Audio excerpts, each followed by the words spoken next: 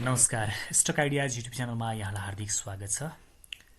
आजको बसाइमा मैले लाभांश घोषणा गरेर बुक क्लोज नभएका कम्पनी प्लस लाभांश घोषणा गरेर बुक क्लोज चाहिँ भएको तर बुक क्लोजको मिति अझै बाँकी रहेको कम्पनीको बारेमा जानकारी लिएर आएको छु।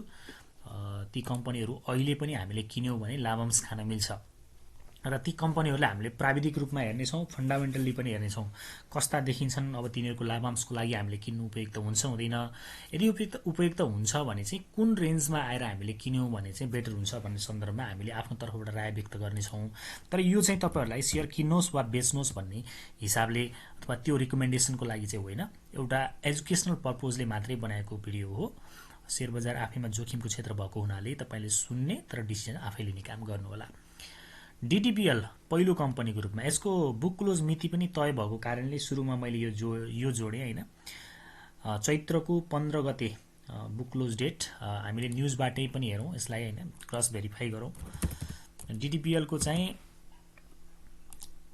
न्युज आइसकेको छ बुक क्लोजको लागि।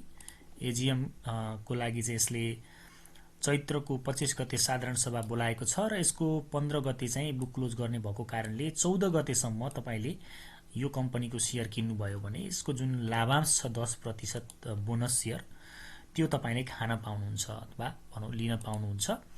अब यसलाई बाई सेलको लागि के अवस्था छ, अब हामीले चाहिँ यसको बोनस खान किन्ने कि नकिन्ने भन्ने सन्दर्भमा पहिलो कुरा चाहिँ बढिरहेको मार्केटमा बोनस खाएर जित्ने गरिन्छ। आई मिन कि यदि बजार अप ट्रेन्ड सुरु भएको हो भने चाहिँ बोनस अथवा राइट सेयर खाएर पनि हामीले चाहिँ राम्रो मुनाफा हासिल गर्न सक्छौँ।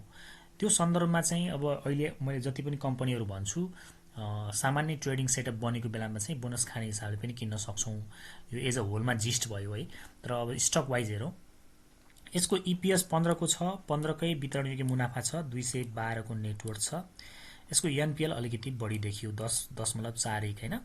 अनि यसको सप्लाई एस्पेक्टबाट हेर्नुहुन्छ भने 76 लाख किता हो, यो 49% हो कुल सेयरको।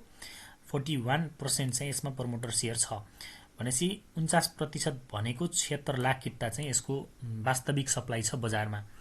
सप्लाईको एंगलबाट चाहिँ अलिकति बढी नै सप्लाई भएको माइक्रो फाइनान्समा, किनभने माइक्रो फाइनान्समा त 5-7 लाख सप्लाई भएका कम्पनी पनि थुप्रैवटा छन् होइन त्यो सन्दर्भमा। तर फन्डामेन्टल्ली चाहिँ किन्न मिल्ने देखिन्छ। अब सपोर्ट जोन कहाँनेरि छ त भन्दा कहाँनेरि आयो भने हामीले एड गर्न सक्छौँ भन्ने सन्दर्भमा चाहिँ अब यो पछिल्लो पटक बनेको ठुलो ग्रिन क्यान्डलको मिडल भागबाट फर्किने सम्भावना पनि उत्तिकै रहन्छ है। 760 को नजिक भनेपछि यो लेभल भनौँ न 750 देखि 60-70 को लेभल चाहिँ यो यसको अकुमुलेसन गर्ने अथवा थप्ने जोन हुनसक्छ। र अहिले यसलाई हामीले चाहिँ ट्रेन्ड चेन्ज भइसकेको देख्छौँ। यो पुरानो हाई छ नि जुन हुन त त्यही लेभलबाट फर्केको छ, तर पनि अब बिस्तारै माइक्रो फाइनान्स पोजिटिभ बन्ने सम्भावना भएको कारणले 750 को लेभलमा यदि आउँछ भने लाभांश खाने हिसाबले पनि तपाईँले यसलाई लिन सक्नुहुन्छ भन्ने मलाई लाग्छ। डिसिजन हजुरको आफ्नो रहोस्। त्यसपछि अर्को छ, यो पनि माइक्रो फाइनान्सबाटै छ, समता घरेलु लघुवित्त बन्न चाहिँ राम्रै बढेको छ। यसको 5.42% बोनस सेयर हो। यसको पनि बुक क्लोजको मिति तय भएको छैन, त्यही पनि एकपटक हेरौँ कतै न्युज आएको छ कि। तपाईहरुले यसरी चाहिँ न्युजमा गएर पनि कुनै पनि कम्पनीको बारेमा केही न्युज छ कि भनेर चेक गर्न सक्नुहुन्छ। छैन, यसको बुक क्लोजको न्युज अझै आइसकेको अवस्था चाहिँ छैन। त्यसकारणले अब हामीले अहिले किनेर पनि यसको लाभांश चाहिँ खान पाउँछौँ, तर लाभांश त्यति धेरै चाहिँ छैन। 5.42% एक किता पाउन पनि हामीले कमसेकम 20 किता किन्नुपर्ने हुन्छ। अब यसको अरू इन्डिकेटरहरू हेरौँ कस्तो देखिन्छ अनि टेक्निकल्ली हेरौँला। 11,82,000 किता हो यसको पब्लिक सेयर। सप्लाईको हिसाबले कम नै छ भनेर बुझौँ। इपिएस 7 को छ, वितरण योग्य मुनाफा चाहिँ अब 0.22 मात्रै छ र 144 को नेटवर्थ छ। एनपिएल 6.0 छ भनेपछि एकदमै धेरै एनपिएल चाहिँ होइन। सप्लाई कम भएको कम्पनी। प्राइस हिस्ट्री हेर्छौँ भने जोस विगतमा चाहिँ निकै माथि पुगेको देखिन्छ। समता घरेलु हेर्छौँ भने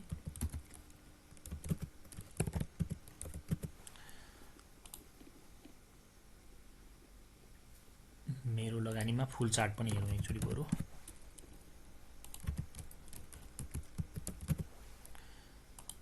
समता घरेलुको चार्ट हामीले पुरानो हेर्छौँ भने के देखिन्छ त यसको अवस्था भनेर हेर्न खोजेको हो। यसको मूल्य चाहिँ ठिकै छ 14-1500 सम्म पुगेको देखिन्छ पास्टमा। अब हामीले यसको 52 हप्ताको हाई लोबाट पनि एकपटक चेक गरौँ। 52 हप्तामा लोमा झर्दाखेरि 720 सम्म माथि पुगेको थियो भने 556 सम्म झरेको देखिन्छ। अहिले चाहिँ एउटा रेजिस्टेन्स जोनतिर फेस गरिरहेको जस्तो देखिन्छ हैन। अब 690 को रेजिस्टेन्स हो, अलि तलैबाट फर्किएको छ। अन्तिम दिनमा 670 मा क्लोजिङ दिएको छ। बढेर यो 691 तिर जान्छ भने त्यो लेभलबाट एउटा करेक्सन आउन सक्छ। 653 को लेभलतिर हामीले रियाक्सन हेरेर लिन सक्छौं र यसको चाहिँ यसलाई लङ टर्म इन्भेस्टमेन्ट भन्दा पनि ट्रेडिङको एंगलबाट हेर्न सकियो, किनभने सप्लाई पनि कम छ र एउटा करेक्सन दियो भने मात्रै हैन, अथवा समग्र माइक्रो फाइनान्सको मोमेन्टम हेरेर मात्रै ट्रेडको एंगलबाट हेर्न सकिन्छ सप्लाई कम भएको हिसाबले। अब लङ टर्म इन्भेस्टमेन्टको लागि चाहिँ अलिकति वितरण योग्य मुनाफा खासै राम्रो नदेखिएको कारणले नेक्स्ट इयर चाहिँ खासै राम्रो बोनस नदिने हो कि भन्ने हिसाबमा चाहिँ त्यति धेरै फोकस गर्नु परेन इन्भेस्टमेन्टको एंगलबाट चाहिँ। अर्को छ PRIN भन्ने कम्पनी प्रिन। यो चाहिँ नन लाइफ सेक्टरबाट 780 मा छ। यो चाहिँ अलिकति नन ट्रेडिङ जोन अथवा यसमा चाहिँ करेक्सन लम्बिने सम्भावना बढी छ, किनभने पछिल्लो समय यसले चाहिँ ट्रेन्ड चेन्ज गरेको देखिन्छ। यसमा हाई बनिसकेपछि यो हाई बन्यो, त्यसपछि यहाँनेरि लोअर हाई बनेको छ, त्यसपछि फेरि लोअर हाई बनेको छ, यो पनि लोअर हाई बन्यो, त्यसपछि नेक्स्ट टाइम पनि यसलाई विन गर्न सकेको छैन र तलतिर प्रेसर आइरहेको छ। यसमा अलि धेरै लाभांशको अपेक्षा थियो हैन, अलिकति कम दियो, 4.75% मात्रै लाभांश भएको कारणले लगानीकर्ताहरू त्यति धेरै आकर्षित नभएको देखिन्छ। यसमा कति बेला इन्ट्री गर्न सकिन्छ? अरु फन्डामेन्टल कुराहरू चाहिँ राम्रो छ, EPS 15 को छ, 201 को नेटवर्थ छ हैन। अब यसमा इन्ट्रीको लागि के भने यो कम्पनीले यो पुरानो हाई छ नि जुन तपाईको 807 को लेभल यतातिर चाहिँ यो भन्दा माथि अर्को हाई बनाउँछ र भोल्युम पनि राम्रो आउँछ भने हामी इन्ट्री गर्न सक्छौं। हायर हाई बनेर आएको करेक्सनको बेलामा चाहिँ हामी लिन सक्छौं भने अहिले चाहिँ नन ट्रेडिङ नै देख्छु मैले। त्यति धेरै फोकस गर्नु चाहिँ मैले यो कम्पनी जरुरी देखिन। बरु यो करेक्सन आइसकेपछि हैन यसरी फल भएर अब यो भनौं न यो लो पुरानो लो भन्दा माथिल्लो लेभलबाट कहीँबाट फर्किन थाल्छ भने चाहिँ हामी इन्ट्री गर्न सक्छौं। अब यो भन्दा यो सपोर्टबाट फर्किन थाल्यो भने एउटा किन्न सक्छौं, यसलाई ब्रेक डाउन दिएर तल जान्छ भने हामी तल्लो सपोर्टतिर कुर्ने हो। यो भन्दा माथिल्लो लेभलबाट फर्किन्छ भने हामी चाहिँ क्विक इन्ट्री गर्न सक्छौं। ट्रेडको हिसाबले पनि इन्भेस्टमेन्टको हिसाबले पनि कम्पनी चाहिँ राम्रै छ है। अहिलेको प्रेजेन्ट अवस्थामा फन्डामेन्टल अवस्था राम्रो देखिन्छ, तर लाभांशकै लागि किन्नको लागि त त्यति धेरै आकर्षक लाभांश चाहिँ छैन। अर्को छ तपाईको सालिको भन्ने कम्पनी छ।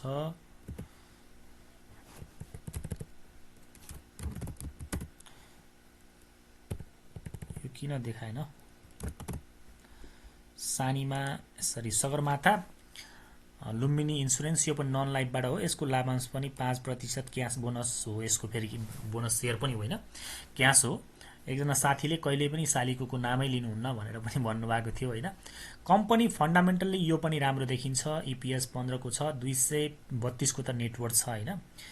अनि फन्डामेन्टल अवस्था राम्रो छ, तर प्राविधिक रूपमा भने करेक्सन आउन सक्ने सम्भावना बढी छ। उसो त मूल्य घटिरहँदा भोल्युमले खासै साथ दिएको छ, भोल्युम पनि घटिरहेछ, तर किन्न हतार चाहिँ गर्नु हुँदैन। यो कम्पनीलाई हामीले चाहिँ यो लेभलमा भनौं न कमसे कम पनि 680 सम्म चाहिँ आउने सम्भावना बढी। त्यसपछि हामी यसलाई चाहिँ 660 को लेभलमा हेर्छौं। त्यो लेभलबाट चाहिँ बढ्ने सम्भावना देखियो भने हामी यसलाई चाहिँ इन्ट्री गर्न सक्छौं। कम्पनी फन्डामेन्टली राम्रो छ। पब्लिक शेयर 1,05,00,000 किता हो। यो चाहिँ लङ टर्मको लागि पनि राम्रै हुने खालको, अब आगामी बुलको लागि राम्रो हुन्छ। तर त्यो भनिरहँदा माथि गएर किन्नु भन्दा पनि करेक्सन सकिएर रिभर्स हुने बेलामा चाहिँ हामी बाइ गर्न सक्छौं है त। यसले यो पुरानो हाई भन्दा माथिल्लो हाई बनाएको छ, त्यसकारणले अब यसमा चाहिँ ट्रेन्ड परिवर्तन भएको अवस्था देखिन्छ।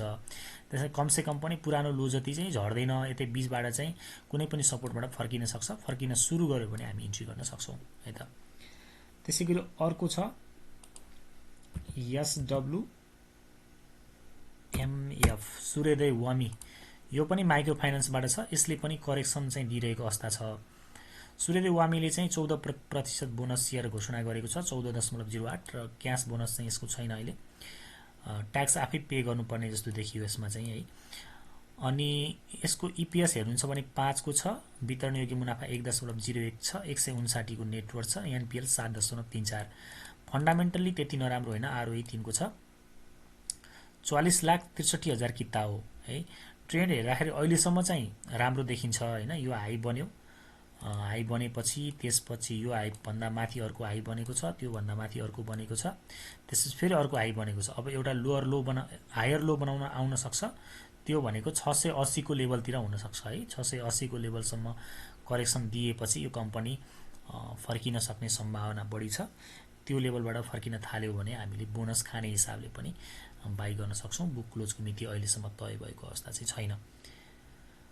660 देखि 80 को लेभलमा यो कम्पनी आयो भने हामीले बोनस खाने हिसाबले पनि बाइ गर्न सक्ने देख्छु मैले। अब डिसिजन भने हजुरले आफूले गर्नु होला। कम्पनी फन्डामेन्टली नट ब्याड है, एभरेज टाइपको राम्रै खालको कम्पनी छ र सबैभन्दा बम्पर लाभांश भएको कम्पनी हो सन नेपाल लाइफ इन्स्योरेन्स। 615 मा चलिरहेको छ। यसको लाभांश त बम्पर नै भन्छु मैले। 23.80% बोनस शेयर र ट्याक्स तिर्नको लागि पनि 1.25% को क्याश बोनस पनि छ। ट्याक्स पनि आफै कम्पनीले तिर्दिन्छ, हामीले तिर्नु पर्दैन। यसको पनि बुक क्लोज मिति तय भएको छैन। कम्पनी फन्डामेन्टली पनि राम्रो देखिन्छ। 20 को इपिएस छ, 187 को नेटवर्थ छ हैन। फन्डामेन्टली राम्रो छ र यसको चाहिँ न्यूज के छ त भन्दा अर्को पनि यसको न्यूज छ। त्यो भनेको यहाँ म हजुरलाई देखाउँछु। यसको डबल न्यूज छ भन्न पनि चाहे हैन।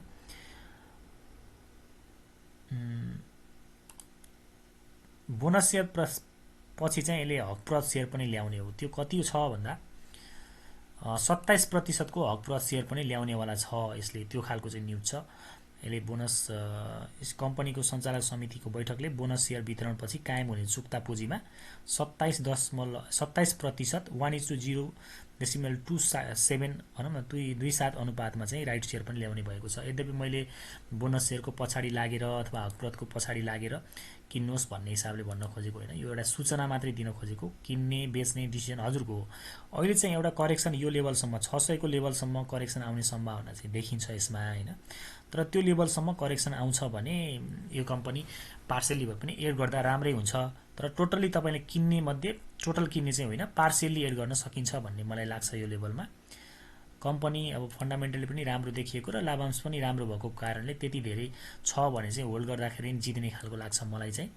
र बाइको लागि पनि 600 को पेरिफेरीमा पार्सियली इन्ट्री गर्न सक्छौं र एउटा करेक्सन पछि दियो भने पनि रिएड गरेर राख्दाखेरि पनि केही नहुने खालको देखिन्छ।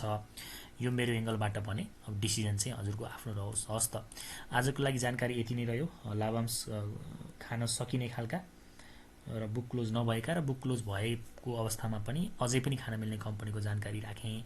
जस्तो लाग्यो त्यस्तै प्रतिक्रिया दिनु होला। हामीसँग सामाजिक सञ्जालमा जोडिन चाहनुहुन्छ भने तपाईहरुले चाहिँ यो हाम्रो फेसबुक आईडीमा रिक्वेस्ट पठाउन सक्नुहुन्छ। यो स्टक आइडियाज भन्ने हाम्रो फेसबुक आईडी छ। हामीसँग सँगसँगै हाम्रो पेड ग्रुपमा बसेर ट्रेड तथा इन्भेस्टमेन्ट गर्न चाहनुहुन्छ भने हामीसँग एउटा गाइडेन्स ग्रुप पनि छ। त्यसको लागि पनि तपाईले यसैमा रिक्वेस्ट पठाएर आफ्नो जानकारी गराउन सक्नुहुन्छ अथवा हामी कुराकानी गर्न सक्छौं र हाम्रो सर्भिस तपाईलाई मन पर्यो भने हामी ग्रुपमा जोइन हुन सक्छौं।